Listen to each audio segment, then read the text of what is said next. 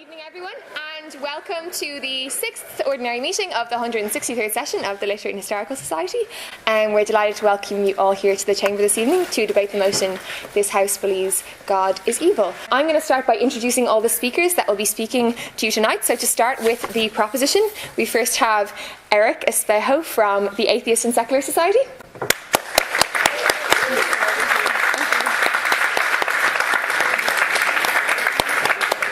Cora Keegan, who is an Aquarius.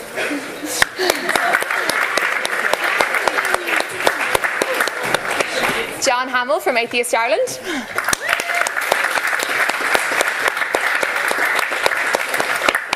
And Kevin Heavey, whose birthday it was yesterday.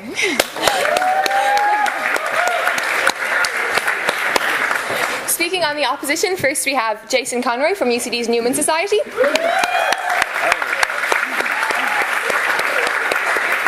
Scott Evans, who is the UCD chaplain.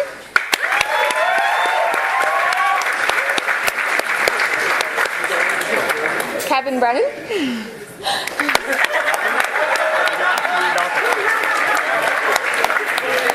And Abdullah Al-Andalusi, who's the co-founder of the Muslim Debate Initiative.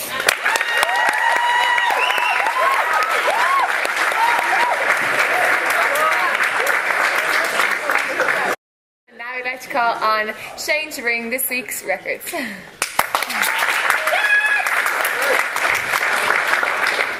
I told my brother that I was doing I'd need jokes about religion, and he responded that religion was a joke, so that's where we're at with this speech.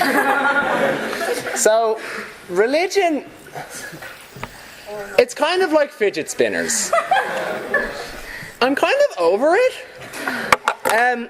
Don't get me wrong, religion used to be fun. You just sacrifice a few goats or bulls or children or whatever, and you'd get to have food. Back in ancient Greece, the gods were a bunch of lovable rogues, always getting up to hijinks and misadventures that only some of the time resulted in dozens of people dying.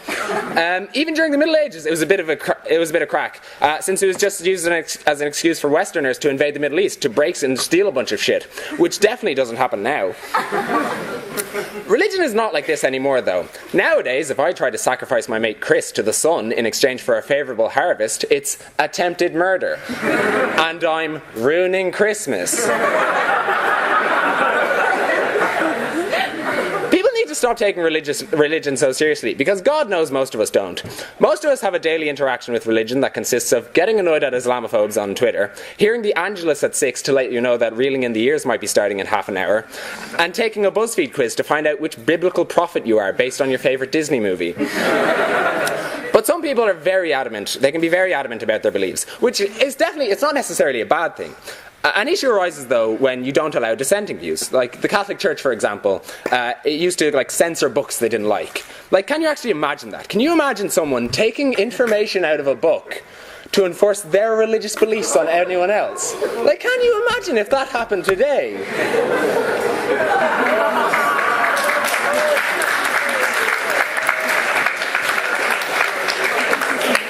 But no, look. The church is a lot nicer today. The Pope Francis is quite nice. Did you know Pope Francis, before he became a priest, he was a chemical engineer and he was a nightclub bouncer. He had all these jobs. He was a jack of all trades and a master of nuns.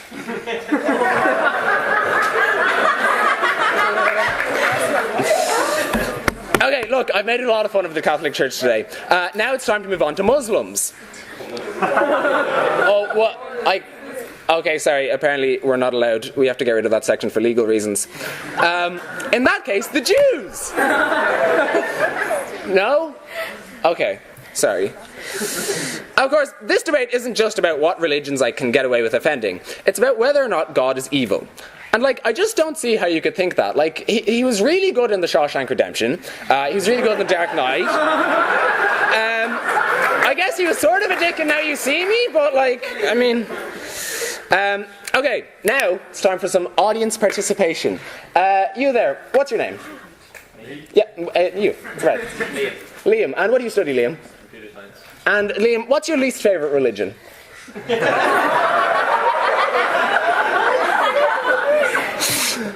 Don't answer that fiancé.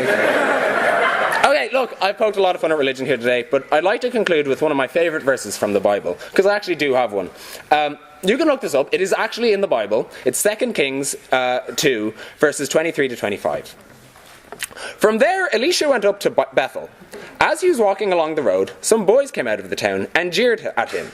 "Get out of here, Baldy," they said. "Get out of here, Baldy." He turned around, looked at them, and called down a curse on them in the name of the Lord. Then 2 bears came out of the woods and mauled 42 of the boys. And he went on to Mount Carmel, and from there he returned to Samaria. Now you might be wondering if that story has some deeper meaning. Thank you.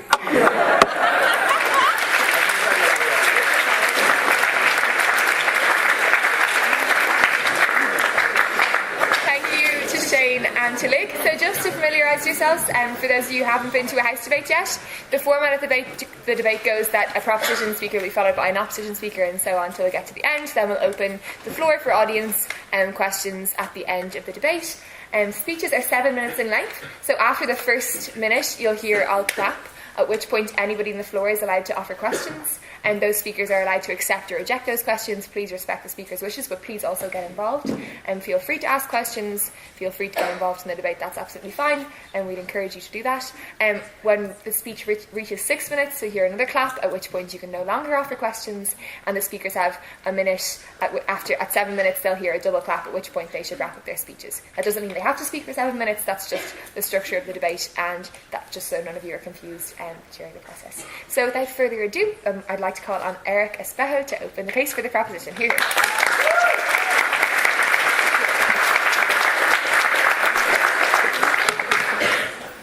All right, I know what everyone's thinking already.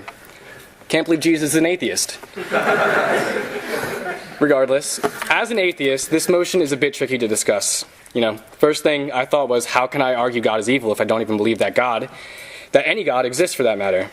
I thought to myself, how am I going to tiptoe my way around this debate? Maybe I could work it as, the God presented in the Bible, the Quran, the Torah, is an evil, pernicious, malevolent character. I thought that was a bit too easy to do. So instead, what I'm going to try to do is avoid the all too prevalent argumentum ad passiones, or appeal to emotions, as much as I possibly can. In this, I'm going to be avoiding the God of classical monotheism, so the Bible, the Quran, the Torah, they're not going to be referenced at all. Instead, I'm going to start by posing this question. What does it mean to be good or to be evil? Is evil merely the absence of good, as dark as the absence of light, or cold as the absence of heat? My definition of goodness goes as follows, and I'll stick to this definition throughout. My definition is, good is to maximize well-being and to minimize suffering.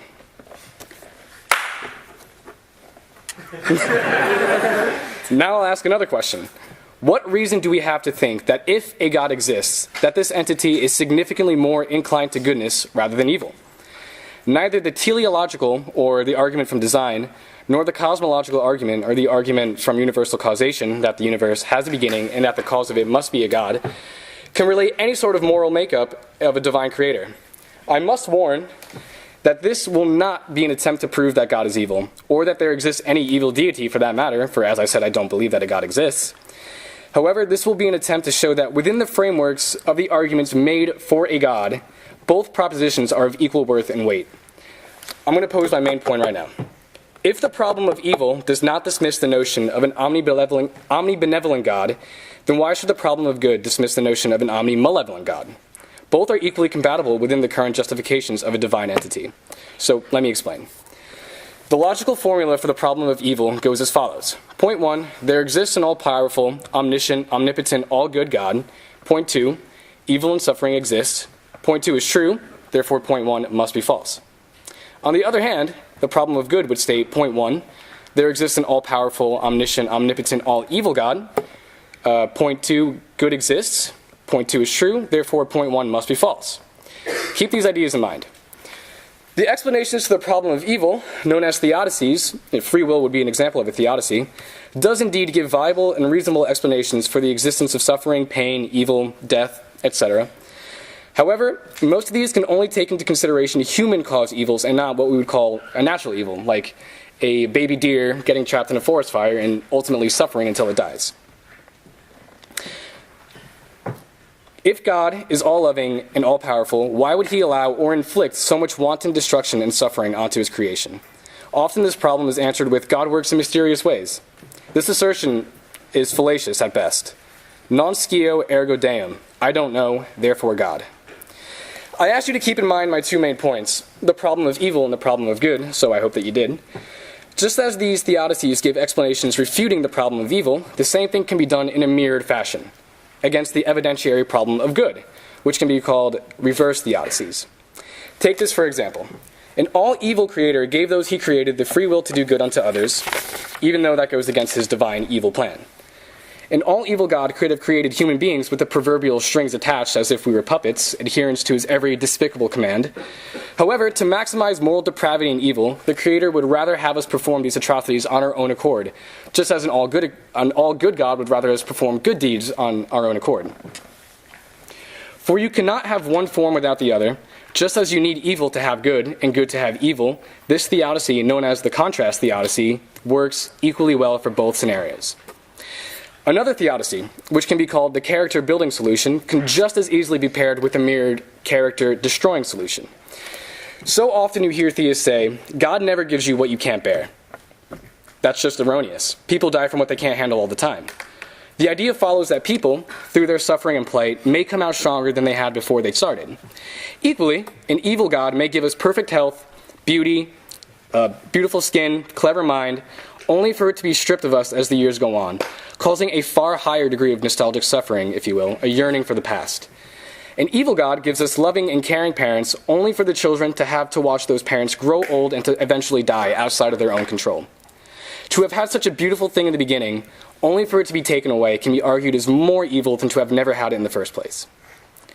For these reasons, it can be determined that both ideas, presented within the arguments for the existence of a creator, are both equally compatible. If these reverse theodicies are not enough on their own to convince, then the fallacious God did it argument would certainly work in a reverse manner as well.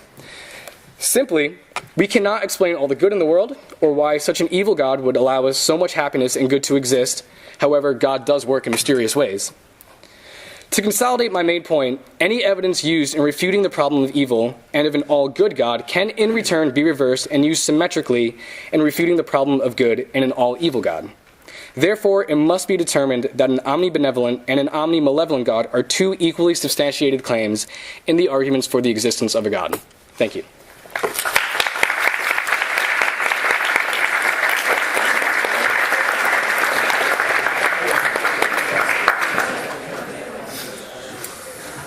Thank the speaker for his comments and call on the opening speaker from the opposition, Jason Conroy.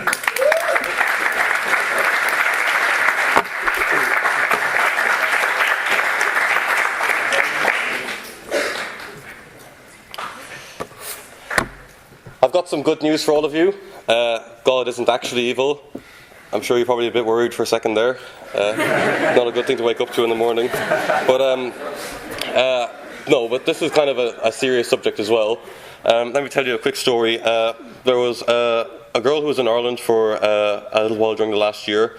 I knew her, she was French, and basically we got talking about religion once. She said, "Oh, I wish I had your faith, but I can't." And I said, "Well, why not?" And we got talking, and basically she said, she told me the story of someone that she knew very, very well. This woman, she was a mother of 3 children. Her husband had committed suicide, and she was diagnosed with cancer. And she had, I think, if I recall correctly, she'd struggled a long time with that. And she tried to get together as much money as she could to try and pay for the treatment, but after the treatment, the cancer was still there. And every morning, this girl told me how every morning this mother gets up and with a smile on her face, despite all of her suffering, so that she can, get her 3 children ready for school and still try to be a good mother for them. So this is something that affects us all really, really deeply and really closely, because we all have either suffered ourselves, or we know someone we love dearly who has suffered as well, and we ask, why they don't deserve that. How can a good God allow this? So we're talking basically about the problem of evil, and I'm going to just quickly reformulate what Eric said in his speech. The problem of evil is basically that if there is evil, then there cannot be an all-good God, because an all-good God would prevent all evil. That's essentially what it is. Well, what's my argument?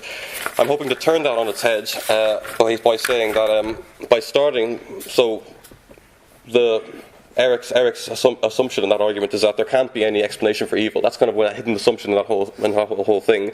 I'm going to kind of turn that on its head and start by trying to establish that there is a good God. And from that follows the inevitable conclusion that there must be an explanation for evil. I'm going to try and give some examples of what that explanation might be. So my argument is going to be try and show you that there is a God, try and show you that He is good, then try and offer some examples of what that explanation of evil and suffering might be in the world. But first of all, I'm going to try and do this as quickly as possible.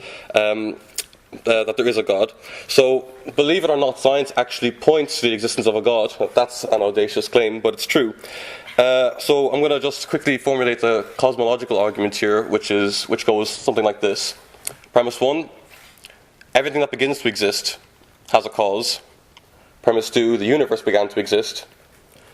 Therefore, the universe has a cause, and I'm going to just quickly explain why that cause must necessarily be God. First of all, everything that begins to exist has a cause. Well, nothing can just come out of nothing. That's impossible. No, thank you.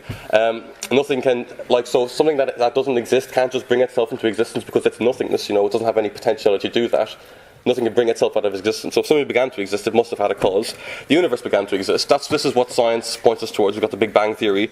Some people would say that the universe has existed, is eternally old, but that's been refuted by modern physics in a paper. For example, the Borde-Guth-Vilenkin paper literally says that there is no escape from the fact of a cosmological beginning, that the universe did in fact begin at some point. So why is this God? Well, by universe I mean all of space and time and matter. The creator of all of space and time and matter must necessarily not be contained within the category of time. He must not be contained within space, and he couldn't be contained within the category of matter, being the one who creates all of these things. So I know this is a very brief way of explaining this, so I'm not going to spend any longer on it because I'd be all day doing it. There's also a series of coincidences, I suppose. They're called anthropic coincidences that make life possible in the universe, without which life would not be possible in the universe. For example, protons and neutrons. A neutron is slightly heavier than a proton. If that was any different, if protons were slightly heavier than neutrons, there would be only hydrogen in the entire universe, and that would mean there's no possibility for life. If neutrons were slightly heavier than protons, or slightly more heavy than they already are, there would be no hydrogen in the universe, so either nothing but hydrogen or no hydrogen in the universe, and both of those things would make life very impossible. There's other examples of that, but I'm running out of time, so I'm going to move on. Hopefully I've made a good case. No, thank you. Hopefully I've made a somewhat good case for saying why God does exist, because all of these coincidences, these aspects of physics that don't have to be that make life possible, they don't have to align with each other to make life possible. If even one of them was different, no life would be possible at all in the universe. This seems to naturally lend itself to a religious interpretation. My second thing I want to establish is God is good. Now I'm going to have to deviate from my original argument just a little bit to deal with some of Eric's points. My first point it would be to say, well, look around you. There's a lot of good that is in the world. There's music, there's beauty, there's other people, there's friendship, there's enjoyment. There's a lot of good things in life that we're able to enjoy. And I'd also say, look at some of the good people in the past as well, especially people who have claimed to be closest to God, have done some great things in the past. I want to there's too many of them to count, and I'm sure there's lots of them whose stories aren't known, but one example would be the story of Maximilian Kolbe, who in Auschwitz, when a father of a family was going to be put into a pit and starved to death, Maximilian Kolbe stepped forward and said, "I'm a Catholic priest, let me take his place." That was an act of pure self-giving, of pure self-sacrifice for someone he didn't know at all.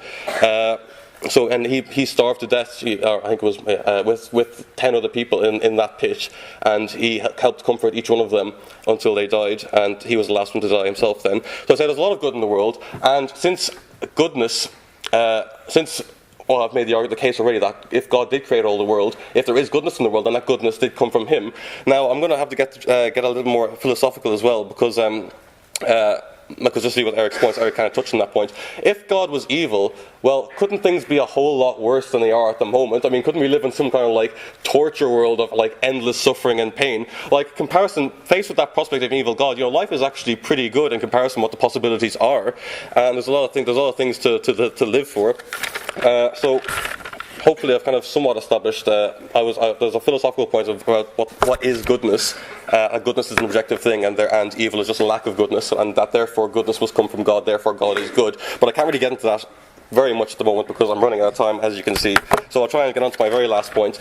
Well, so if we could establish the existence of a good God, then it must follow that there must be some kind of explanation for suffering. And I'm going to try and suggest what that might be, because it's not such a far-fetched thing. I'm going to try and dismantle the assumption on the proposition side that there can be no explanation for suffering, that suffering can never end up in resulting in a greater good than things were beforehand. My aunt was diagnosed with cancer about 2 years ago. That's not fun. She had to get treated with chemotherapy. That's not very fun either. All her hair fell out. She felt sick basically all the time. It's pretty agonizing and excruciating. But she stuck through it, and because of the chemotherapy, she went into remission. Her cancer went into remission, and now she's complete. She's like a new person almost. She's completely into like exercising. She's got the whole family going to the gym. All of her sisters are in their 50s. They're all going to the gym. They're all concerned about their health now. She's got a new lease on life. She almost appreciates life even more now because of how close she came to losing it. This is something that's been empirically recorded by psychologists. It's called adversarial growth. It's when there's a turning point in someone's character which is caused by adversity, which is caused by suffering, and the people are like a whole new person afterwards. Their lives improve exponentially because of that suffering. And look at your own lives, you can see that this is true as well. Is there anything really good and worthwhile that any of you have in your own lives that you do not get by having some kind of struggle or suffering for it? I think the answer is no. As they say, no pain, no gain. But what about the cases we can't see any? There doesn't seem to be any explanation at all. So, situations like what Stephen Fry said. If I ever meet God, I'd say, "How dare you?" What about 3-year-old children with bone cancer? How can you justify that? That's a good question.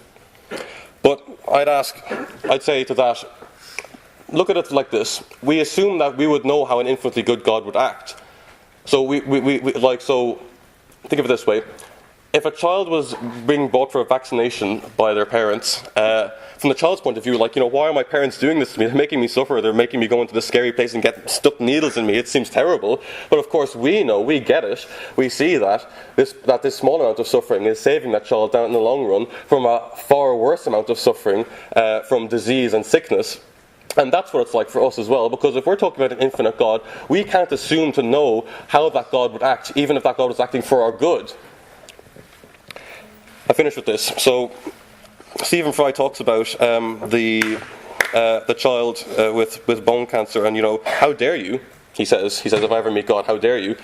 I just got to ask, what is Stephen Fry offering people like that? Because from the atheistic perspective, and I know they're not as rude to say this, but from the atheistic point of view, or even from a God is evil point of view, you can't offer any hope for someone in that situation. You must necessarily say, if you can't observe any kind of goodness or purpose or meaning for your suffering, then there is none. Your suffering is meaningless and it's hopeless. What do you say to the child with bone cancer? What do you say to that mother with the 3 children who has cancer?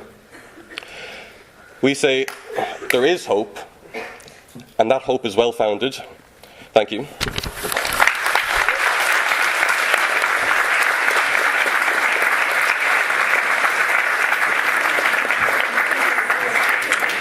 Thanks, Jason, for his comments, and call on Cora to continue the case for the proposition. Hear, hear.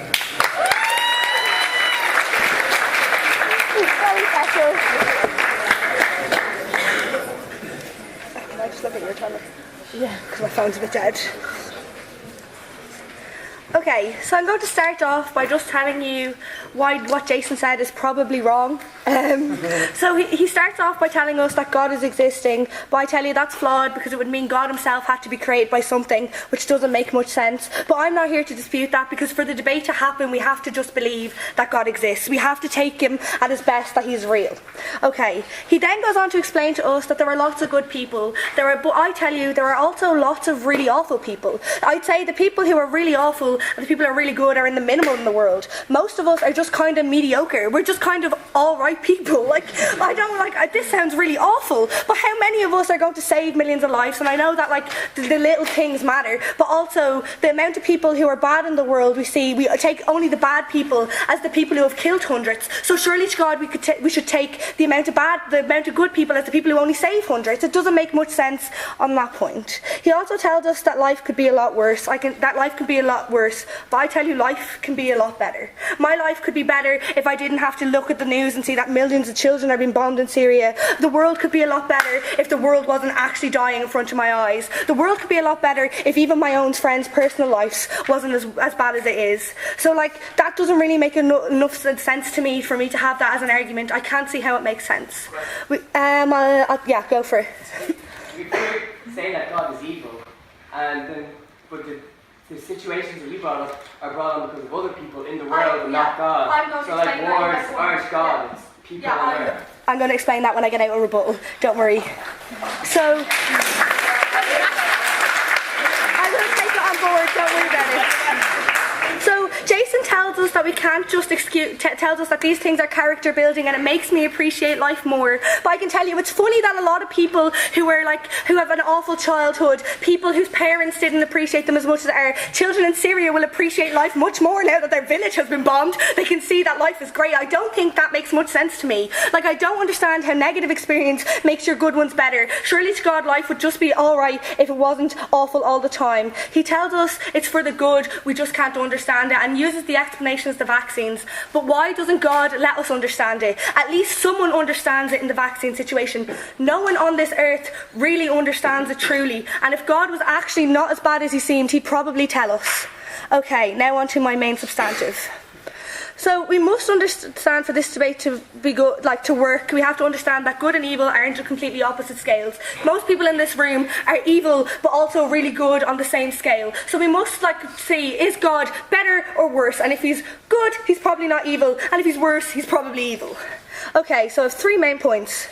The way we appreciate God through most organised religion is so oppressive to most people. And there are either 2 explanations for that. God has told people who are oppressing other people to oppress them, pretty shit, or God has created evil people who now have the power and corruption to oppress people, also pretty shit. And then my second point is God has caused harm to many people through natural disasters. Okay. So let's just talk about how God wants praise and thanks. God asks me every day to pray whenever anything significant happens. Most religions would encourage in the beginning to pray in the morning, to pray when you eat, and to pray when you sleep. That's what most religions and organised religions ask for. God, who is supposedly in a fatherly figure in most religions, tells us we have to thank him every time I do anything. I have to thank God for anything I've ever done in my life, because none of it is my merit. God tells us that when we go to sleep, we must thank him for the wonderful day we've had, no matter how shite my day was. So it's instilled and then this doesn't even make any sense, because no one actually does it, because most people don't actually do it because they actually are thankful. Most people do it because fear is instilled into them that if they don't, they burn in hell forever. That's a pretty evil concept to begin with. If anyone in this world, and as God is forgiving as he sees, and he says, oh look, listen, they're going to hell, or even less worse, they're going to purgatory. Purgatory is also a pretty awful place to be. It's cruel for God to demand this of us. It's cruel for God to threaten his children with a punishment so severe that of everlasting hell. It's cruel of God to demand from us when he knows and understands us so much. He knows that we are inferior to him, yet he still demands so much of us. Even when God knows how inferior we are, he still punished us for supposedly Adam and Eve when we were they were starving and they stole an apple. I think that's an analogy for sex or whatever. But basically, Eve was mad starving and took an apple, and now we're paying for it for millions of years to come. That's a pretty shite analogy. Imagine I was I used to be mad hungry as a child because I'm fat. That's just the way it is. And I used to rob food out of the press. Imagine every time I robbed food out of my ma's press, she went to the neighbour and was like, that little child there, bone cancer. That little child there, natural disaster, because we all have innate sin. It's pretty screwed in my opinion. Anyways, I'm sorry for my ancestors' sins that probably didn't exist, but I don't think the whole world deserves to punish. We've suffered enough for their one mistake, and there's no reason for this to happen. Even though Jason says it makes us appreciate the good more, it doesn't make sense in my head. It just... Also, God is as wise as we believe him to be, and is all-seeing, and he would understand my capability as a human to be an absolute wanker. If God was as loving and as kind as he was, he would know that I can say things that can ruin a friend's life. He would know that I have the capability as a person to start a war. He would know that people have the capability to be corrupt when they have power. And I tell you, if he really did care, he would never have created a people like this. You can say that this happens because of nurture, but God have created the environment in which we're nurtured. You can say that this is because of nature, but God created the genes that we have if God is what we see him to be. God isn't as cool as we know him to be. As cool as my nan was frightened into believing he is. He's just not that great if this is the world we live in. If I want to say my first point is unrelated to God because humans are the ones who enforce the religion. If I want to say that the church or any organised religion isn't God, then they have to understand that God created those people. So in a way, every person is God, because that's the way this debate plays out. There is no way on earth that he can't be. Did you have a question? Yeah, go. To say that we are inferior to God and he expects so much of us through prayer, but then again, he blesses us so much with food, shelter, and a lot of things. That's great, but he doesn't bless everyone in the world with shelter. He doesn't bless everyone in the world with food. He blesses some of us who are privileged enough to be greedy to rob them of that. So, it doesn't really make much sense. It just doesn't make sense, because we in this room are blessed. We in this room can appreciate lots of luxuries in life, but not everyone in the world has it. If God was as great as he really was, he would understand that everyone needs it, and he would understand a human's capability to take that away from other people, and he would have measures in place to stop that happening. But he just doesn't. So I beg you to propose.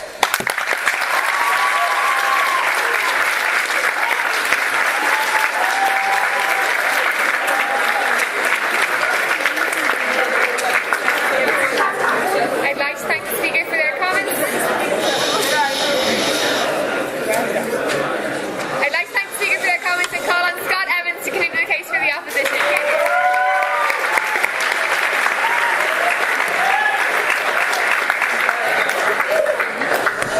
Good evening, everyone. My name is Scott. I'm, contrary to popular belief, the chaplain in the Student Centre.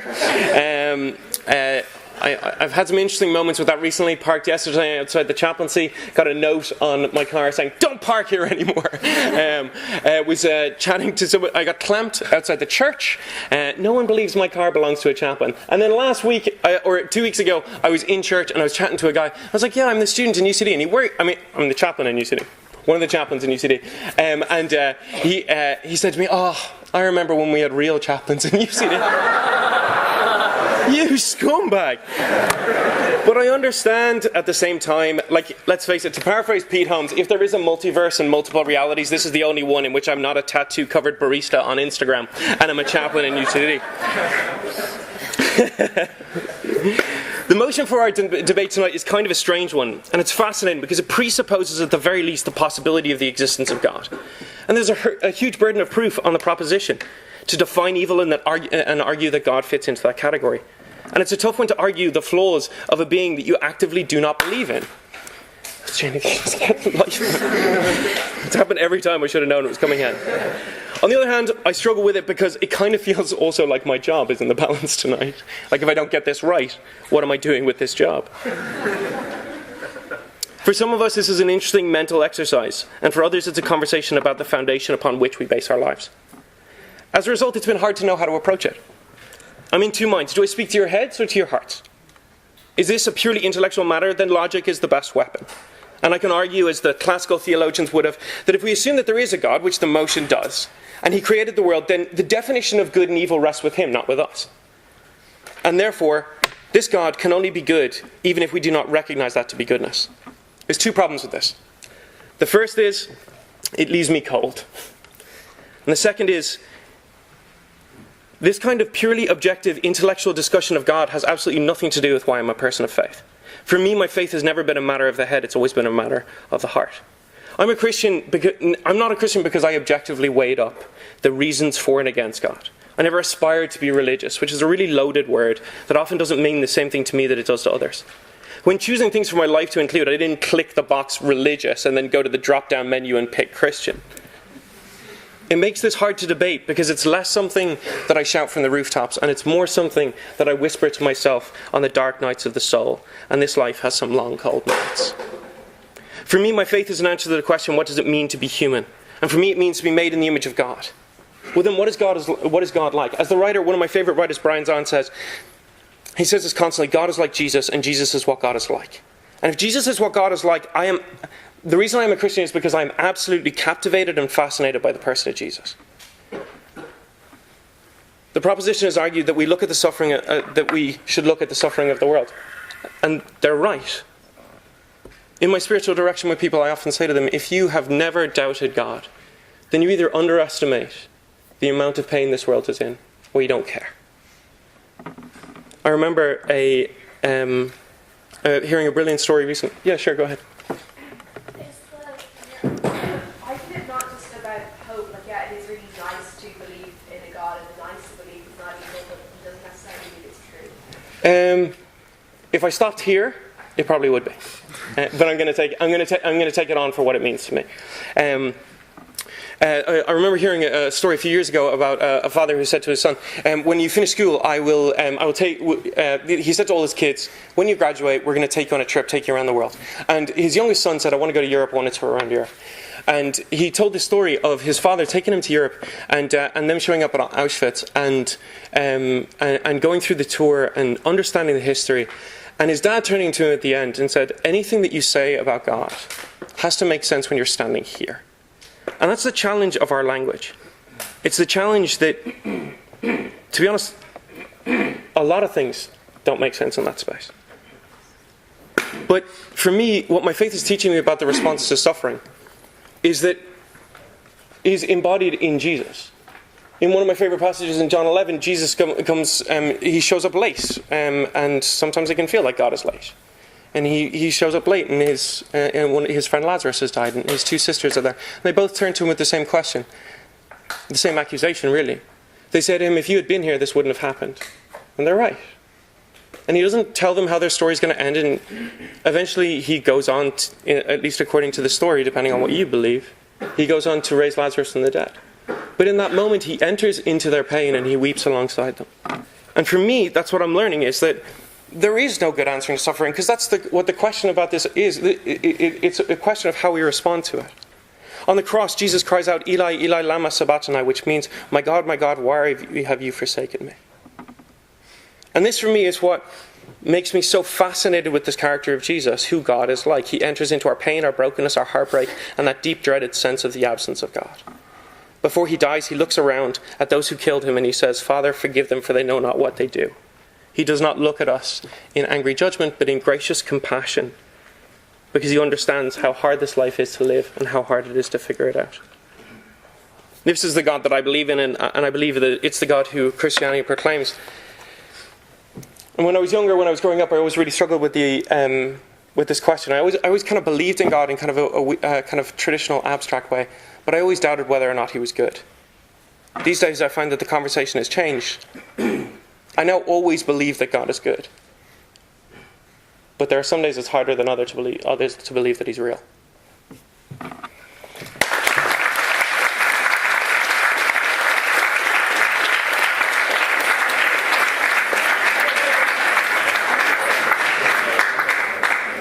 Thanks, Scott, for his comments, and to call on John Hamill to give me the case for the question. Thanks.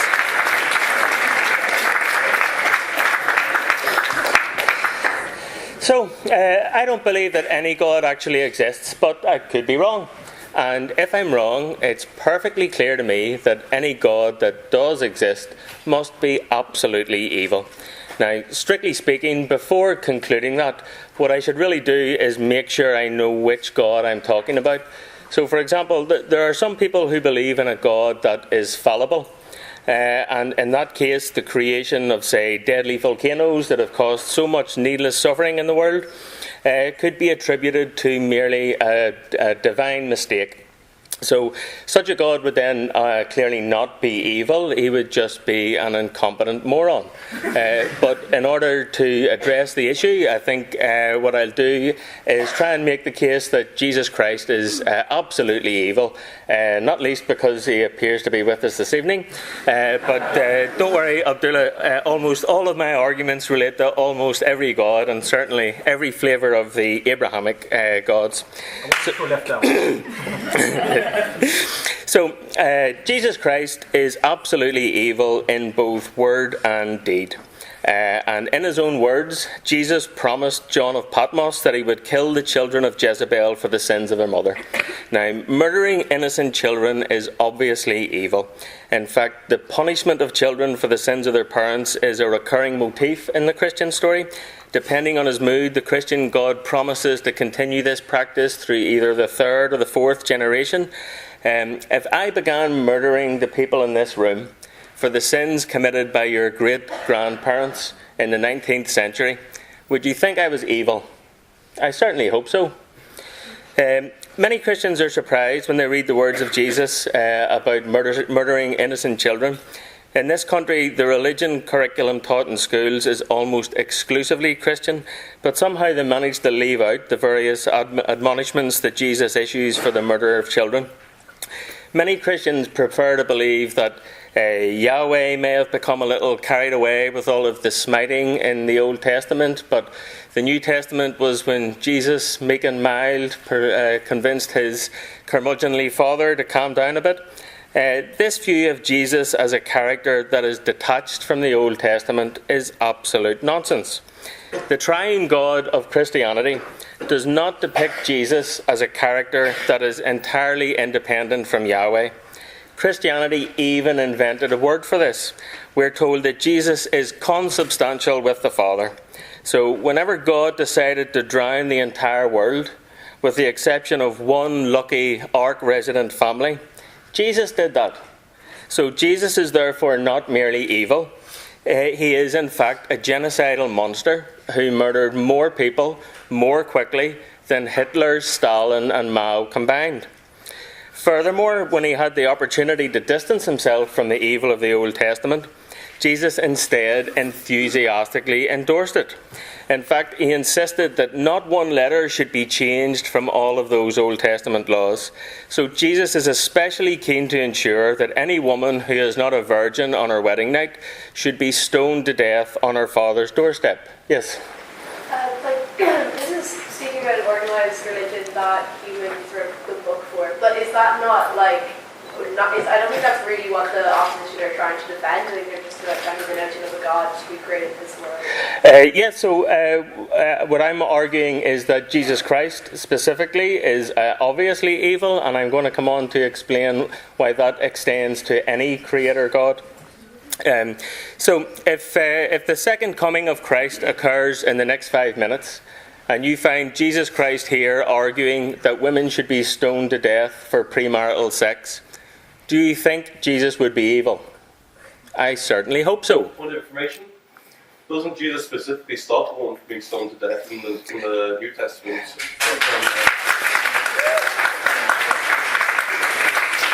I will admit that Jesus is both in favour and against stoning people to death, which doesn't seem to be getting him off the hook much.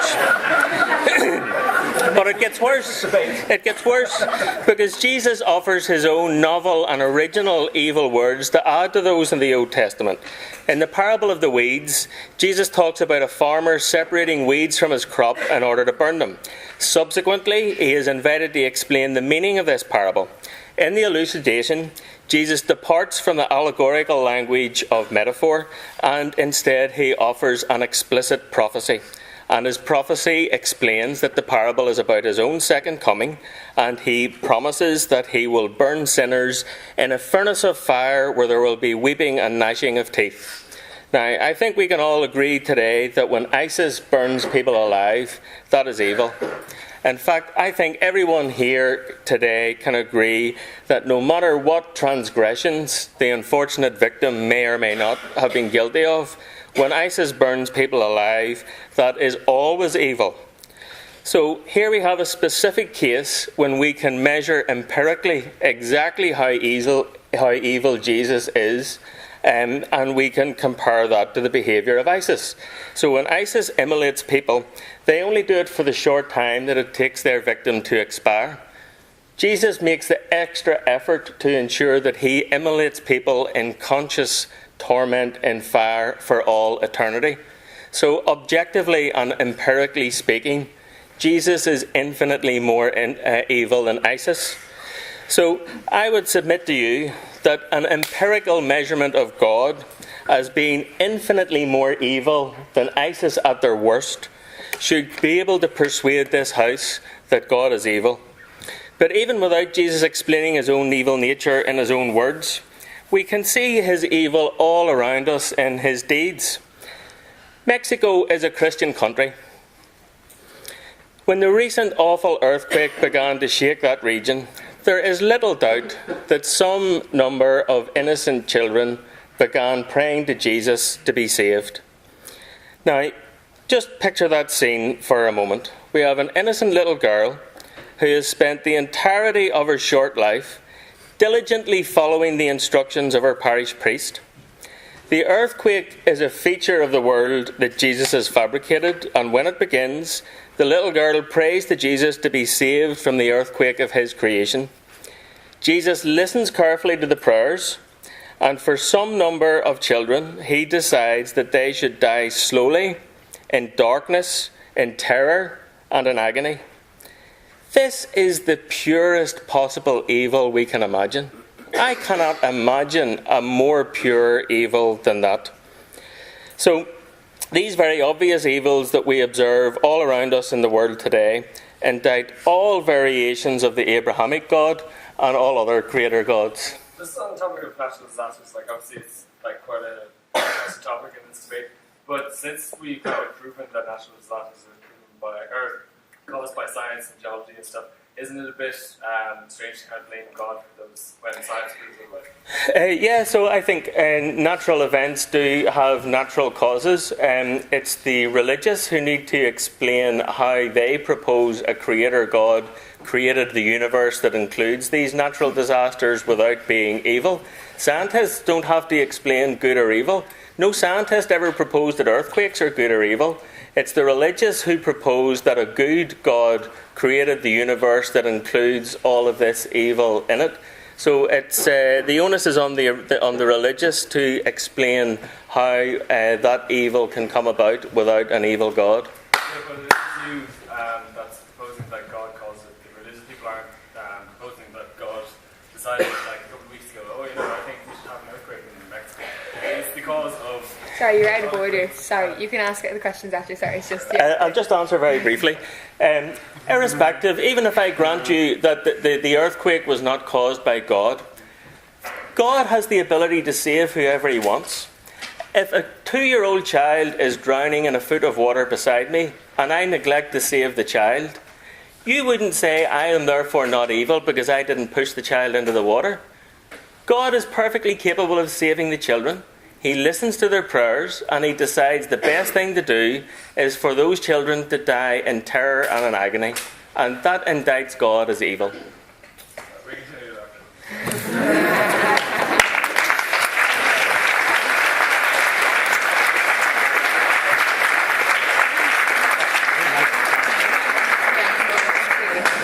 Thank the speaker for his comments and call on Kevin Brennan to plead the case for the opposition.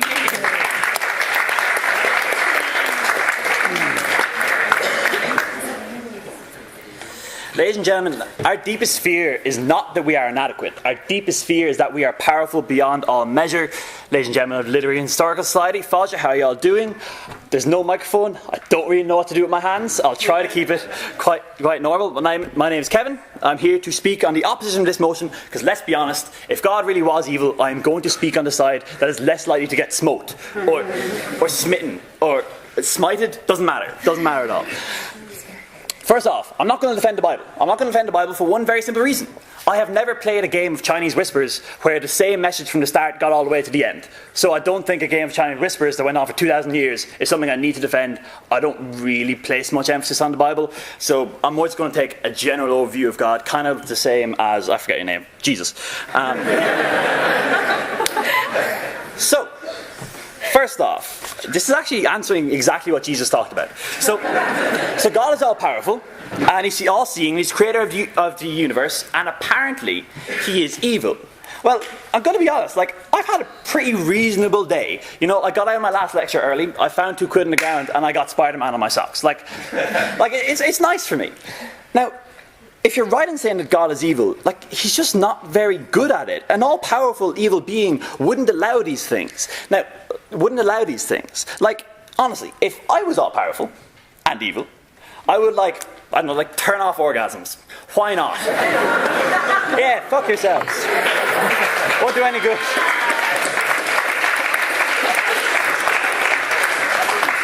Suddenly, every guy in the room will know what it feels like. Will know what his girlfriend feels like after rocking her world for 45 seconds. Nothing. Absolutely nothing. Or I'd make one of your socks permanently wet. I don't know. Literally anything. If that's what you can do when you're all powerful and evil.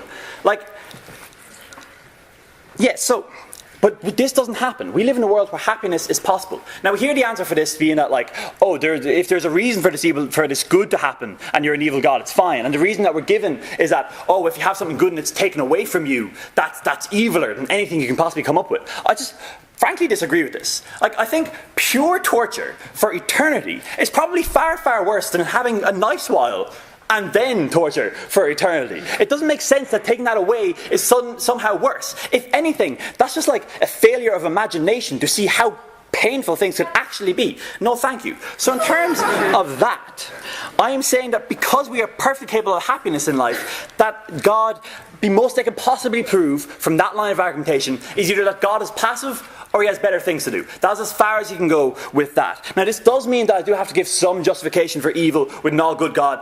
I'll give that a lash later.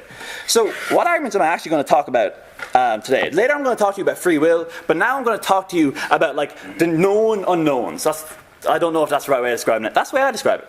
So science bases its knowledge on the observable world, and it changes its worldview depending on new evidence emerging, and that's fine. But we're assuming that God exists, and if we assume that God exists in this debate, that means we have to assume all the caveats that being a God comes with it. I'm aware of this hand moving a lot, but you have to take in all the caveats, such as there being something more than this world, such as this plane of existence not being the only one. Now, what does that mean? That means there might be something more. Now, that something more could be an afterlife. That something more could be an alternate universe. Or that something more could just be that we're powering Rick's spaceship. I don't really know.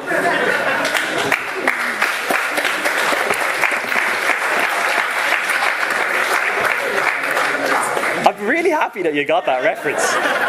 I thought that would just get nothing. That's great. So analysing God on a purely physical basis is insufficient because you're neglecting to engage with a large portion of what makes God God. It's like you're trying to measure pressure with a thermometer. That just doesn't work. So this is important for three reasons. Firstly, the proposition's frame of reference is too narrow. They need to engage on a spiritual basis to actually be able to come in close to proving something about God, because the spiritual basis is where God operates. Secondly, it means that this offers a possible justification for the suffering on earth. Now look, all natural disasters, death and terminal illnesses are heartbreaking, yet I cannot confidently assert that these things happen for no reason because I've only ever felt the physical consequences. This is exactly why the vaccine example is still relevant and applicable in this debate. And the third reason why this is important is because it means that we actually just don't have all the data. We don't know the full story. So we cannot confidently assert anything. In college terms, it's as if you've done an exam, you're coming out of it, you're feeling devastated, and you're bitching that your lecturer has screwed you and therefore must be evil. But you don't actually know if he's failed or passed you yet. So that is what we're talking about here. That's why I'm calling this the argument of known unknowns. It's not I don't know, therefore God. It's I don't know, therefore you guys don't know either, and you have to prove something in this debate. So that's why we're okay with that. Go ahead. If you're saying that we don't have enough data to prove that God is evil, can you not also say that we don't have enough data to prove that God is good? Yeah.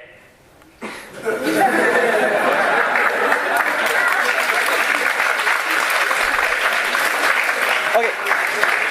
I'm allowed to do that in this debate for the simple reason that we have to prove that God is evil. I'm happy to believe in a God that is not entirely evil, not entirely good. As Scott correctly brought up, God created everything. God created morals. Therefore, he defines what is moral and what is not moral. Years ago, we used to think that killing animals was fine. Now we're all turning vegan. Morals are so fluid that we can't define it. We cannot define it. So in terms of that, I'm happy to say that God may or may not be evil. I'm happy to say that there isn't this is essentially a false dichotomy. I don't have to prove that he's entirely good. I just have to say that he's not entirely evil, or at least that they can't prove it. That's why that is still fine. So, Still, standing up in this debate and saying who knows in like a fancy manner is like, it's a bit dull. It's not a sexy argument. It's not really winning over the crowd. So let's do this, ladies and gentlemen. If life was designed, why was it not designed to be perfect? I said earlier that an evil God would never allow any happiness, so why is the converse not true?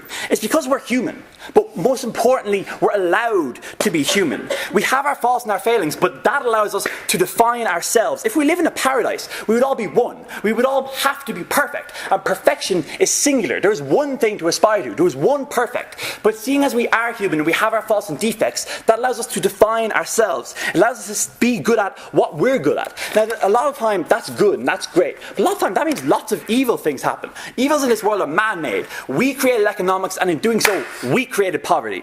We cut down forests, we scorched the earth. We created plantations, and in doing so, created slavery. All of these evils are the choice of men, and this would not happen in paradise.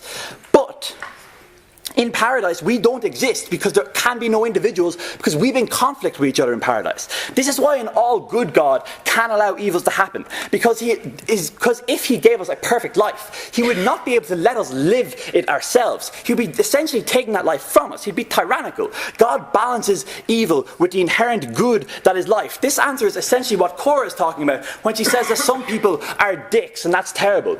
This is why that happens, because if we do not have free will, we are not ourselves. We are not human. It is easy to curse the sky and demand for meaning to topple from the heavens. No, thank you. If God wanted us all to be in pain, we would be. If God wanted us all to be on our knees in prayer, we would be. But something more is being asked of us. We're being put here to do it ourselves. Now that might not be happy enough for all of you, but God could be a tyrant. He could force us to abide by his laws, or he could give us paradise on demand. He's not doing either of those things. So maybe he's evil, or maybe he's all good, or maybe he doesn't even exist, and maybe that just doesn't matter, because you have a life, and your life is being defined by you. Your actions are what you will be remembered for.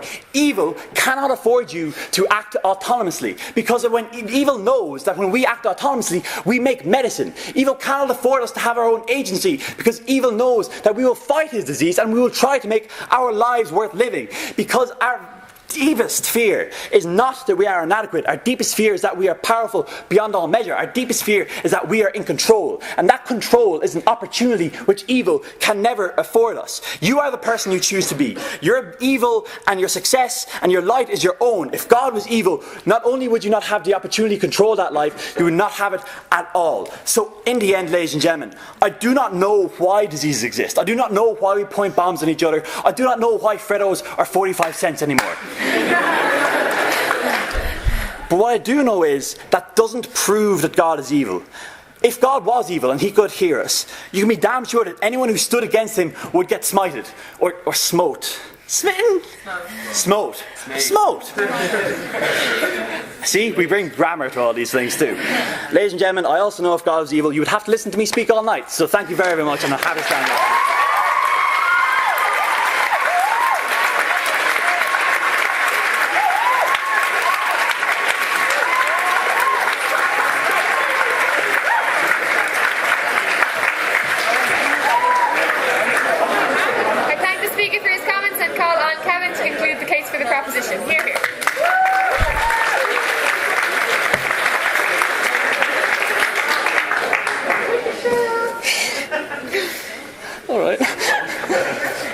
Ladies and gentlemen, I come here tonight to right a wrong that I committed a long time ago.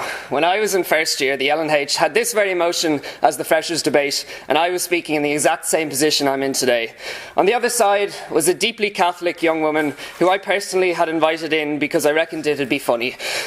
She was a very American kind of Catholic, the kind who studied science but would interrupt a lecture to tell everyone that she didn't believe in evolution, the kind who vetoed a class night out in the George because she wouldn't go to that kind of bar. And of course, what she said in the freshers' debate was ridiculous, but none of us challenged her on her views because at the end of her speech she did a really cool backflip, and that made up for her being a bad person. That speaker's name, ladies and gentlemen, was Katie Asco. And I think that debate was where she first learned that students would go along with all sorts of nonsense if it was packaged with a fun gimmick, be that gymnastics or be it microwaves on campus.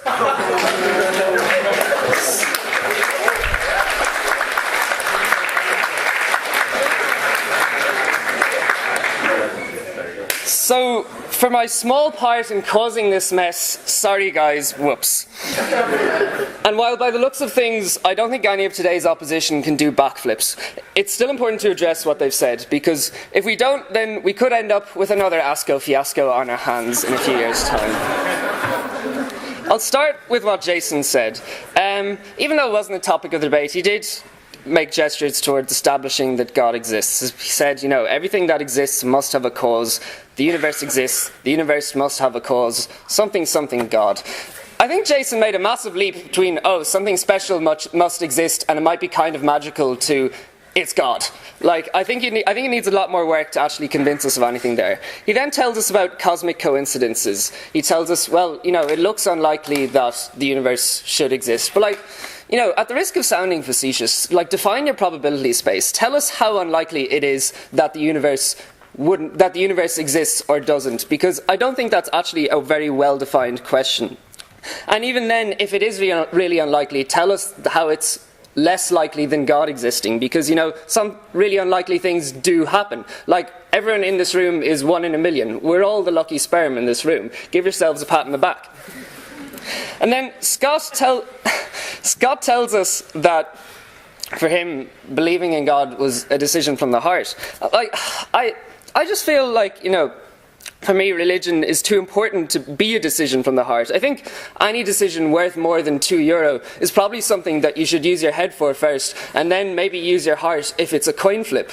I think when you talk about using your heart to make a decision like that, that's a decision that you keep making every day. You are sort of insinuating that you're suppressing your head the whole time you're making that decision with your heart. Like, there is a voice in your head that wants to weigh this up objectively, but your heart just keeps telling it no. I don't think that makes sense. I wouldn't be happy trusting myself to make other decisions if I'd made a huge decision like that based on my heart and not based on evidence. And then quickly on to Kevin. He says the world can't be perfect with humans in it. Look, Kev, we're not asking for perfection, but we think there are a few improvements that God could have made that no one would have had any problem with. Mosquitoes do not need to exist.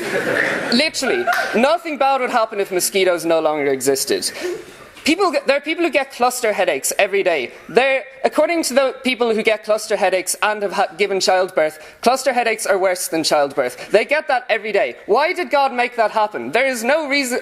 There's no explanation for that based on, you know, humans being evil. No, thank you, Kev. But why do I care about this debate? Because it obviously wouldn't affect my life if I were persuaded of the good character of a God I don't believe in. It would be of no more consequence to me than if I became convinced that Voldemort was actually a misunderstood civil rights activist, standing up against the Muggle oppressors. No, I care about this debate because of what it means when your source of morality is someone who's evil by any human standard of the word. And that's what I'm appealing to, our intuitive, common sense understanding of what evil is. Because I don't think it's actually more complicated than that. And the all-powerful God that we grew up with is intuitively evil. Because that's the word we'd use to describe anyone who deliberately inflicts the pointless suffering that God does. A world full of gratuitous pain, a world with hurricanes and malaria and people who put on Avicii at the sesh. That's not a world created by a nice person.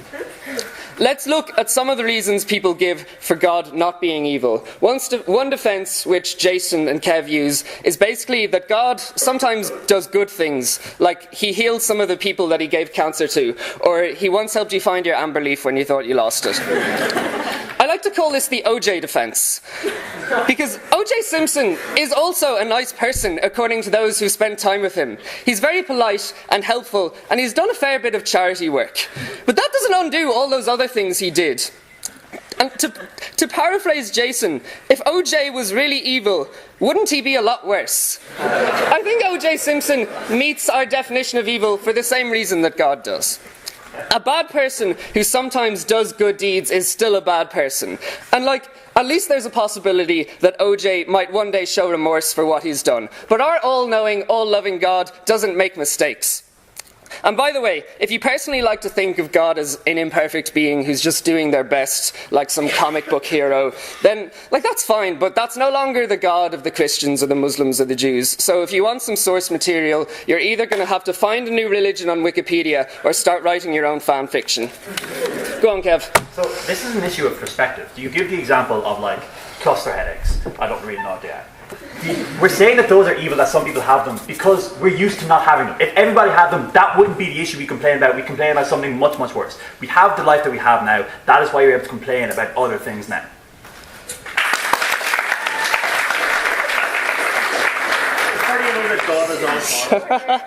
Firstly, I think it was very inconsistent of God to create us so that we would intuitively think that the things God does was evil. I think he could have thought that one through a bit more, being all-knowing and stuff. Secondly, I can't remember what the second point was because I'm hungover. So I'm going to carry on. Thanks. Another defense of God, which is which Jason also uses, is that all suffering is part of his vast eternal plan that we can't understand really, but it's a tremendous plan, and you've never seen anything like it before because God has the best plans. And you can't explain anything by saying it's part of God's secret plan, but you can explain anything by saying it's part of God's secret plan, but I don't see what that's meant to do for anyone. Like, whenever anything bad happens to me, I'm not sure how it's meant to comfort me that some weirdo far away has preordained this to happen as part of his grand scheme that I don't know about. It certainly didn't make the people in the Saw movies feel better that their pain was actually orchestrated by some psychopath who was getting off on watching them suffer. They say religion is supposed to offer some kind of meaning to life, but there's very little meaning in being told that the bizarre, chaotic universe we live in was actually designed by someone who knew what they were doing but whom we can never hope to understand. That doesn't explain anything about our lives. Being told that our pain was given to us by a mysterious sugar daddy just adds a layer of obfuscation. If life without God is absurdity, then life with God is just absurdity smothered in secret sauce. If you can swallow the stuff about God's plan, though, then it becomes much easier to accept anything that God tells you. If God tells you that gay people are sinners, or that contraception is the devil, then it's really not such a hard thing to believe when you've already accepted that the Lord, in his infinite wisdom, invented crab lice and had Noah put 2 of them on the boat.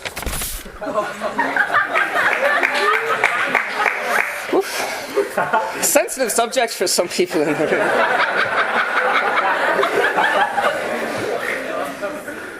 But I think the best argument for God not being evil, which Kevin does bring up, is that God defines what evil is because he's literally God, and morality is what he says it is. And if God says he's not evil, then he can't be evil. And this is a pretty watertight argument. The only problem is, if you abandon your human moral intuition and just use God as your source of morality, then you open the door to justifying any atrocity as long as you can convince yourself that God endorses it. No. That said, I think most religious people most of the time don't look immediately to God for their morality. They just use their human intuition. I'd wager that's why, even though all the religions differ wildly in the sorts of gods they believe in, they differ much less in what they consider right and wrong. But the devil is in the edge cases, where people appeal directly to God-given moral codes. And this is a problem, because it's so easy to find God doing evil. You can exploit most holy books to persuade people into doing terribly inhumane things. Things that people would find intuitively abhorrent, be it persecuting those who are different from you, or going to war purely for the benefit of rulers who don't care about you. And throughout history, God has been a vehicle for some people to get away with terrible crimes. No, thank you. And I'm not saying you're evil if you believe in God. I'm not here because I care what you believe. But I am saying that the God most of us grew up with is a bad person by our own human standards. And the idea of God has allowed otherwise decent people to commit dreadful acts against one another. And that, ladies and gentlemen, is something we should care about no matter what we believe in. I'm proud to propose.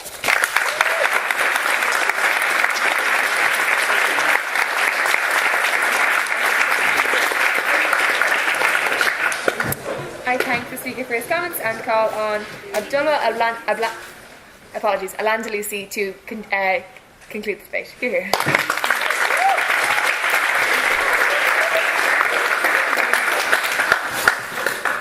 Hello, and I'd like to thank everyone here for attending on this very interesting and, quite lively and contentious debate, to say the least.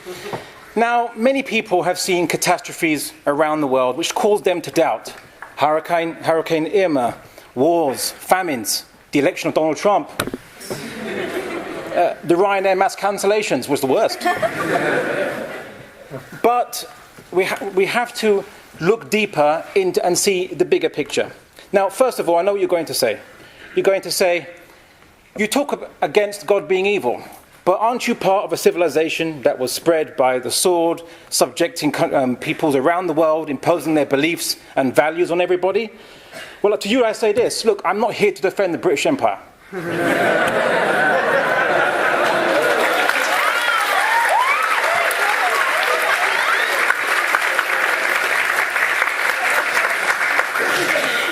Now, we have to ask this question, is God evil? But we also have to ask, what is your belief regarding God in the first place, before we even answer this question? You see, if you're an atheist, we have to ask, what understanding of God are you claiming is evil? What evidence are you going to advance? Christian understanding, Muslim understanding, Jewish understanding, the Mormon understanding? Which understanding in particular?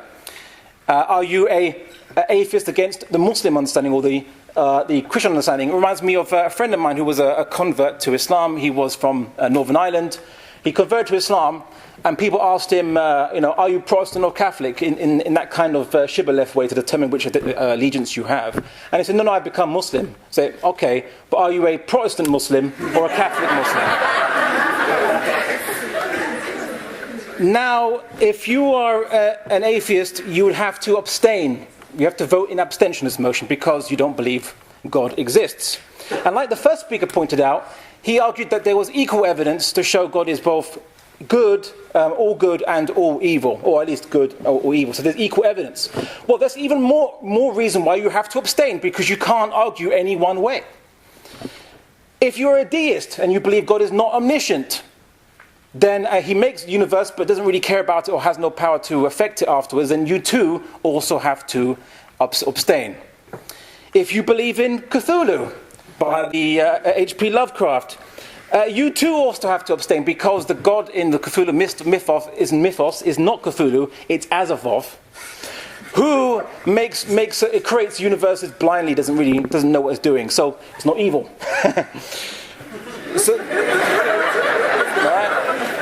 So even Cthulhuites have to abstain. So then my real question is really, or rather where I'd like to take this argument is, what should people who are theists believe? Where should they vote? Well, let's really look at the question. I don't really have to refute the proposition by showing that God is good. I merely have to show that God is not evil. And we look at it, pleasure and pain. We are arguing as to, does God support pleasure or unlimited pleasure, or does he support unlimited pain? And this is where our debate lies. I actually say it's a false dichotomy. You see, you eat to live. You don't live to eat. Pain and pleasure serve a purpose, a motivational purpose in all living creatures. You are averse to pain and you seek pleasure. That actually serves a higher purpose than just itself. It's not an end in itself. And this is where we're mistakenly having this debate.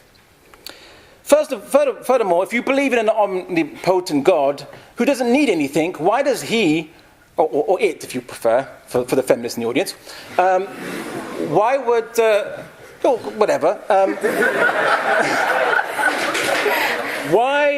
why would God want suffering?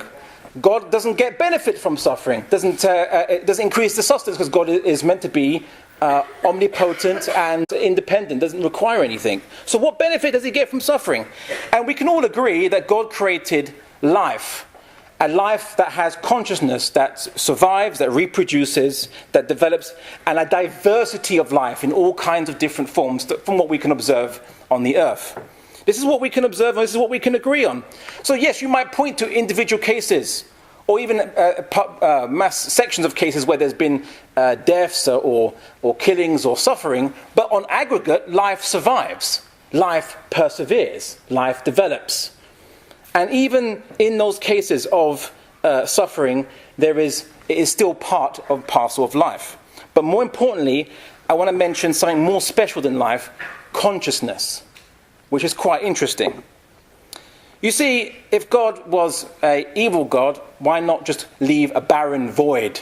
Why create life in the first place with consciousness? Now, I'm not going to answer the purpose of life in this discussion because time is ticking.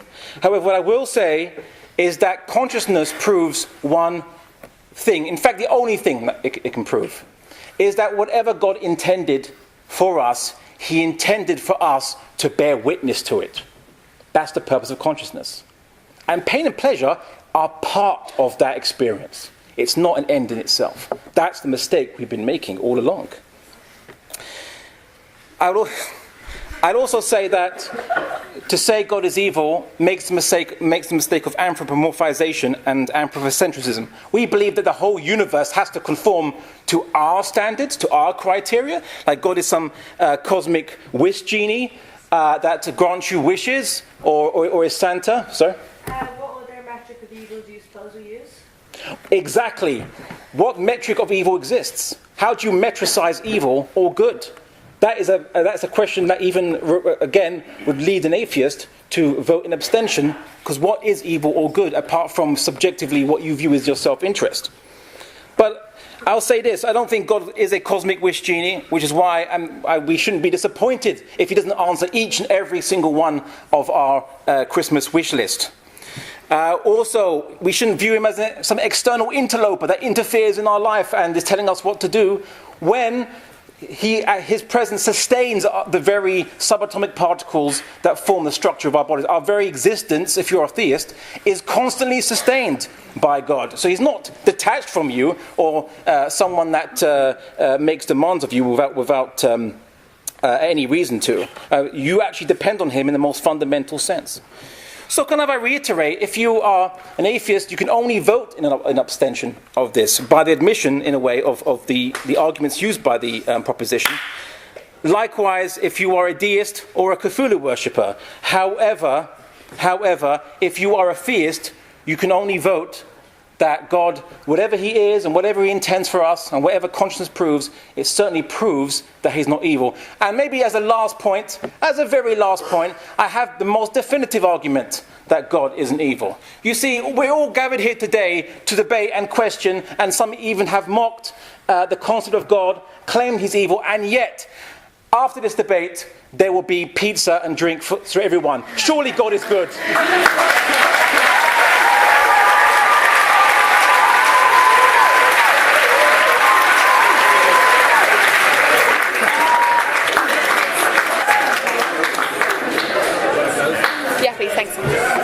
So before we move on to the question and answers, I'm just going to pause for a second, and can we just give a round of applause to all the speakers involved in this?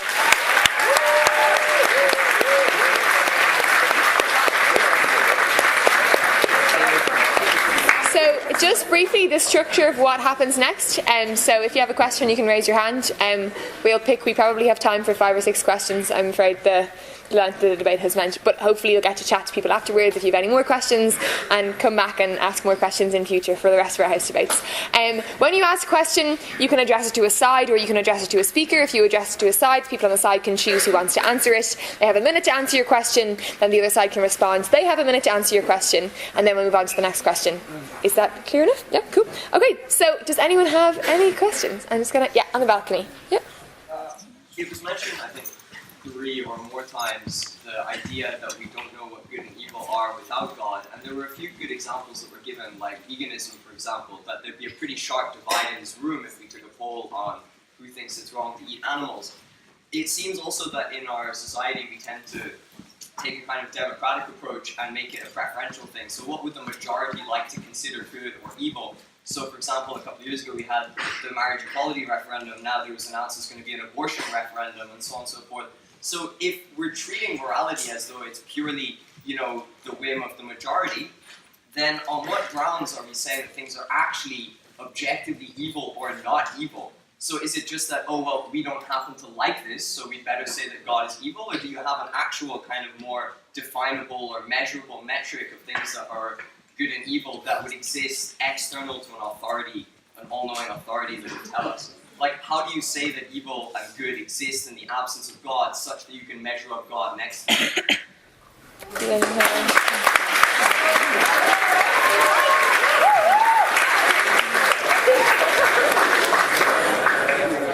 Today to begin with, I think we had a good definition that is purely of human origin in terms of good being defined in relation to the promotion of well-being.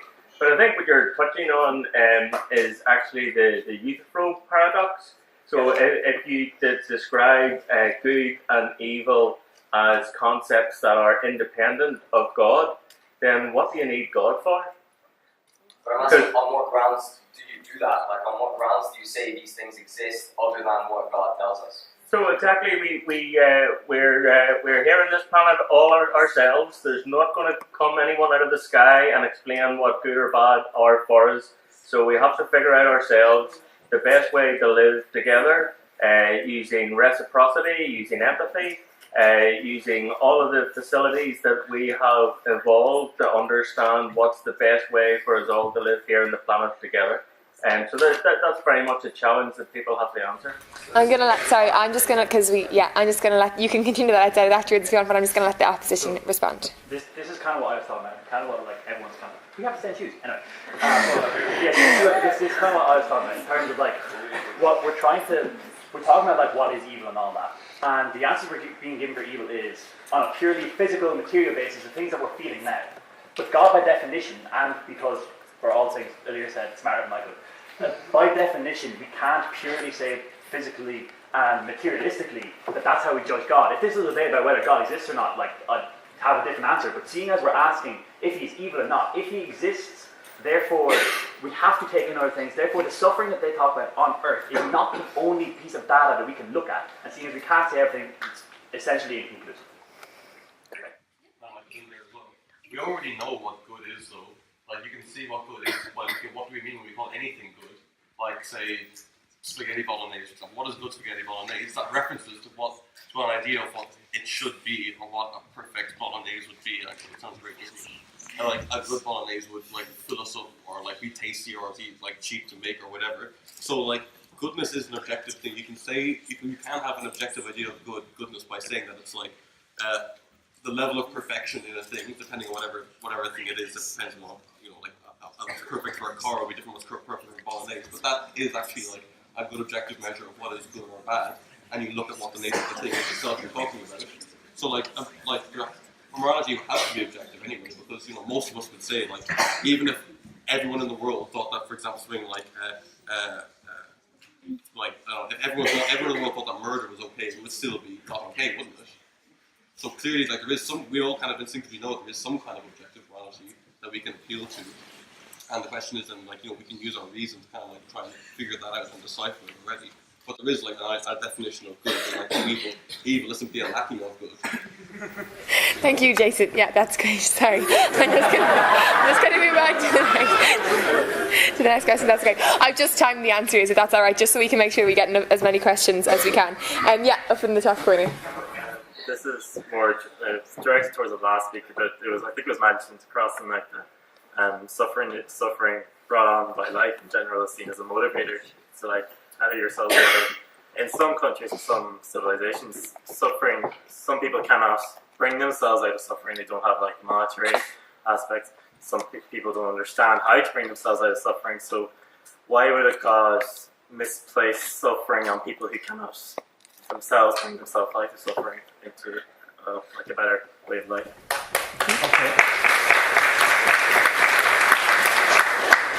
To kind of clarify what I said and reiterate it, I said that there's actually something higher than just pleasure and suffering, which is consciousness and, in essence, bearing witness. I mean, the universe, from what we can see anyway, is mostly inanimate. At least what we can observe is mostly inanimate. The universe is generally inanimate. But you have these parts of the universe which are conscious and can actually observe itself and observe it living and changing and coming to an end, which is all things change in the universe. So my point is that if you don't want to invest in any particular religion, the minimum at least you could say is that whatever God requires of us, he wants us to bear witness to his creation. That's a higher goal than just pain and suffering, which is why I said this false dichotomy. We keep talking about pain and suffering, and I say that these point to something much more higher than that. As I said, we eat to live, not live to eat. Yeah. You guys have a response to that? response? Yeah. The only thing I would say is that, yeah, I can agree that there probably is a higher reason of pain and pleasure, but the only thing we actually experience now is the good and evil that we define as humans. The only thing we actually know is evil in any sense is the human word of evil, so therefore we can't really have this debate on whether he's evil in a spiritual term or not, because none of us have experienced it. Like, it doesn't really make sense. Cool. But if I might actually add to that, you know what's interesting is, okay, I said not to invest in any particular religion. However, most or many religions believe in a settling of accounts in another reality, or that comes after the subsequent, hereafter, whatever you want to call it, whereby humans specifically are subject to justice. Those who were poor will not be as humble in the hereafter, and those who were rich and haughty will be very humble in the hereafter, putting it mildly, or whatever. So, in essence, I ask not to believe in any particular religion, but there are, should we say, understandings of God where there is an account for the human's experience of good and evil. Thank you. Yeah, you're not. Sorry, just for the opposition, along this debate came up with that, God might have a secret plan, or his morality, since he's all-knowing, is divorced from human morality. But if you use the same argument for someone who commits genocide and you say, they have their own morality, or they have their own plans, or they think what they're doing is necessary, we can all still agree that's objectively abhorrent.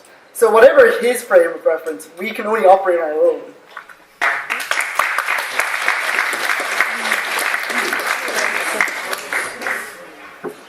So what you're basically saying is that we can say that God is doing something for a good reason, but the thing in itself, suffering itself, is still an evil, it's still a bad thing.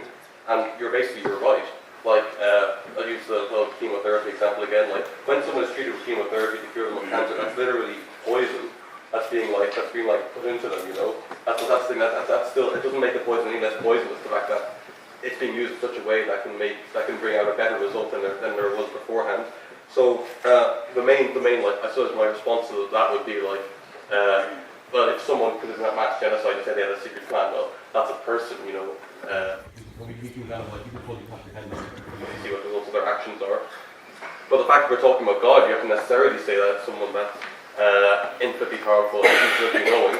So, first you have to admit he has the ability to bring some goodness out of any suffering because he's all powerful.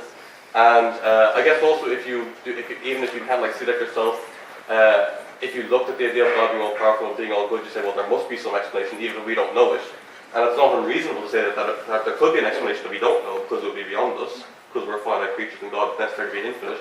Another aspect that no one's really brought up is that if you do accept God, I'll do that. If you do accept God, you do accept an afterlife as well. So you have to include in the picture the idea that someone, even for all their suffering in life, even if that doesn't help them a lot in life, they will be ending with perfect happiness for eternity afterwards. So that's something that could also be brought into the picture, and maybe would change how you would look at some of these situations. I'm just going to let sorry, if that's okay. Yeah, you can answer that. Yeah. Yes, so to answer the question directly, I think the standard that the opposition have created is to initially assume that God must be all-powerful, and then to further assume that if God is all-powerful and evil, the world must be perfectly evil. But the initial assumption is just fallacious. There's no reason to believe that God's all-powerful. God could be evil, but just a bit shit at it. In fact, there's plenty of evidence that whatever God's aiming at, he's a bit shit at it, because as the physicists might say, the entropy in this place isn't where it used to be. Things are getting messier and messier all the time. So whatever God's aiming at, he's a bit shit at it. And I think there's plenty more evidence to say he's a bit shit at being evil than a bit shit at being good. If I may quickly respond. Yeah, you have 20 seconds. If I may quote a parable that might be resonant with students. You're comparing a fellow creature doing oppression to his other creatures who are like him, and the one who sustains humanity in the first place. It's like a student complaining that their parents cut off their money supply to them that supports them throughout their university years, but the parents have in fact stolen from that student, even though it's the parents' money and the parents don't have to give it to the student, and the parents are within full rights to cut off that money supply to their students. I probably turn everyone here against me now with that parable, but that is, in essence, you're not comparing for like, and you forget that we depend on God's constant sustenance to actually continue to exist. So, thank you. Does anyone have a question for the proposition bench? Yeah, in the back.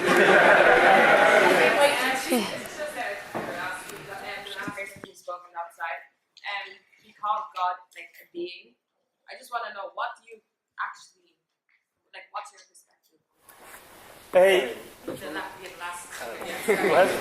Sorry, are you asking if I believe in God or? No, you just when you're speaking, you're going to speak to God as a being.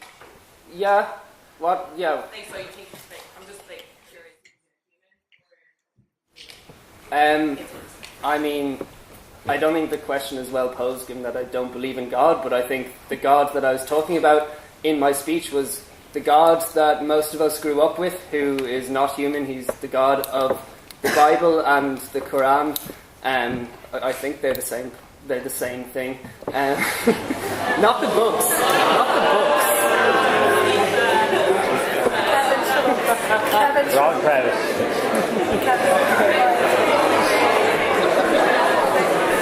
I'm going out the emergency exit. Okay, do we have a question for the opposition? I'm assuming the other one is going for that. Yeah. Okay. So, like, you were talking about the natural disasters and people, and you sort of gave answers to all these things. But my question is why these things happen towards particular groups and particular areas.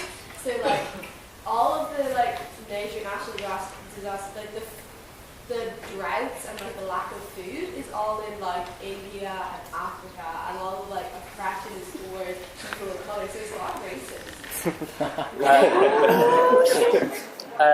No, that again is. So that's the idea that people have consciousness, they have free will, they're allowed to do what they want. Yeah. I'll get that. So that means that first off, on the racism thing, like blame Britain, blame France, blame Germany. Those are those people who did that. On the natural disasters thing, we're on a sphere going around the sun, so there's just more heat there, so more things happen essentially. But he created it. Yeah. Because that's how the universe came out. That's just the world that we were given. It didn't the fact that it isn't perfect is again a matter of perspective. It could But be. if God's all powerful, he could have made it a different way. Yeah, why did you make it like that?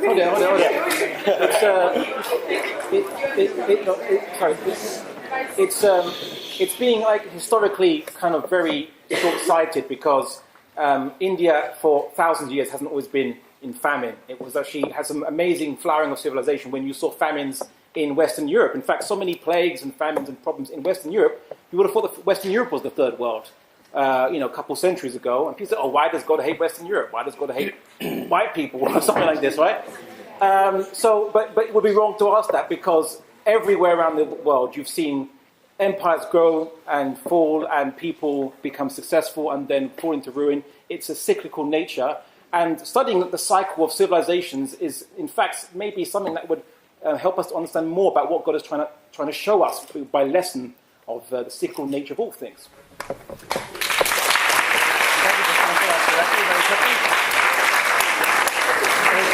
Just to answer that question very quickly, the God of Moses explicitly talked about having a chosen people. That sounds a little bit racist to me. How could it be anything but racist? And I have to come to the defense of my colleague when he says that the God of Islam and Christianity is the same God.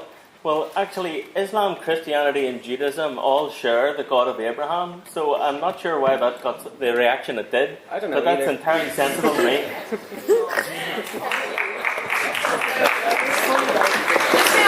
One last question, and one to the proposition, if that's okay, just for balance. Yeah, in the back. Yeah.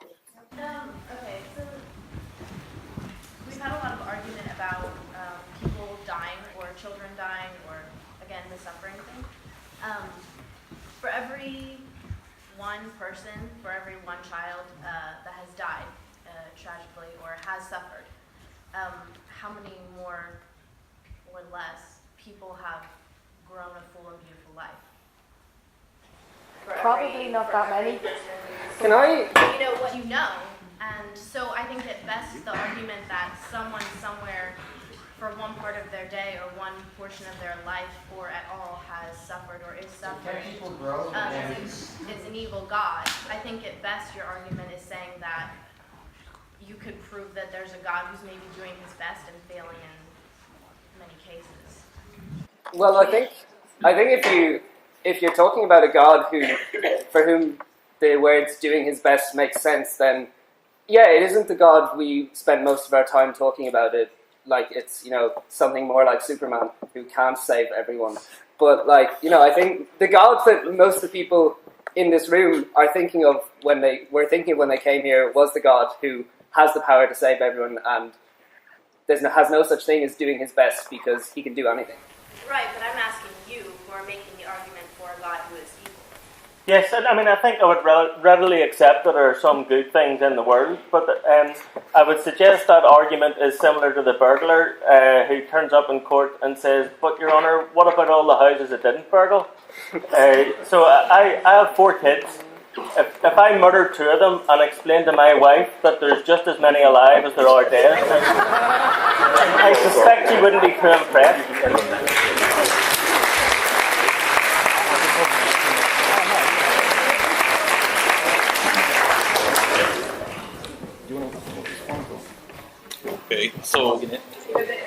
Okay, I'll keep it quick. Don't worry.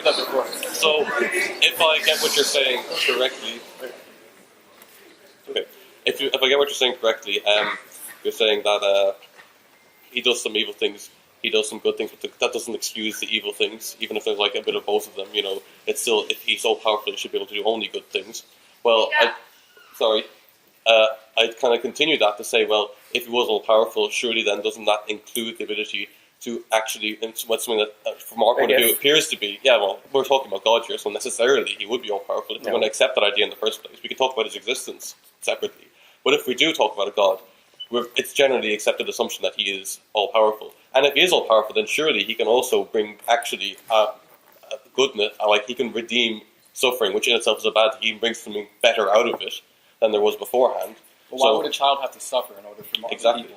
Well, exactly. Well, if anyone could make a child suffer here,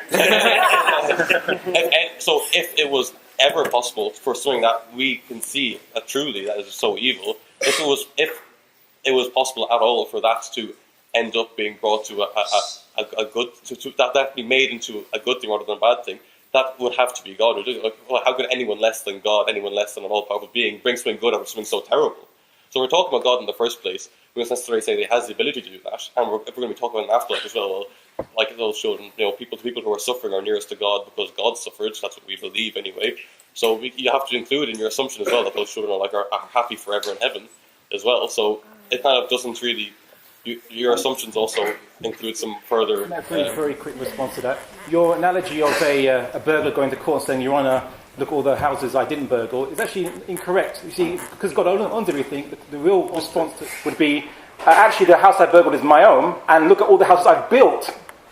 That would be the actual apt response.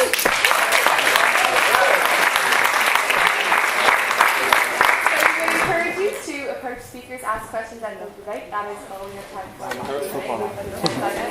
Just before you go, we're going to have a vote. All of those in favour of the motion, this House believes God is evil, raise your hand and say aye. Aye. All those against the motion, raise your hand and say nay.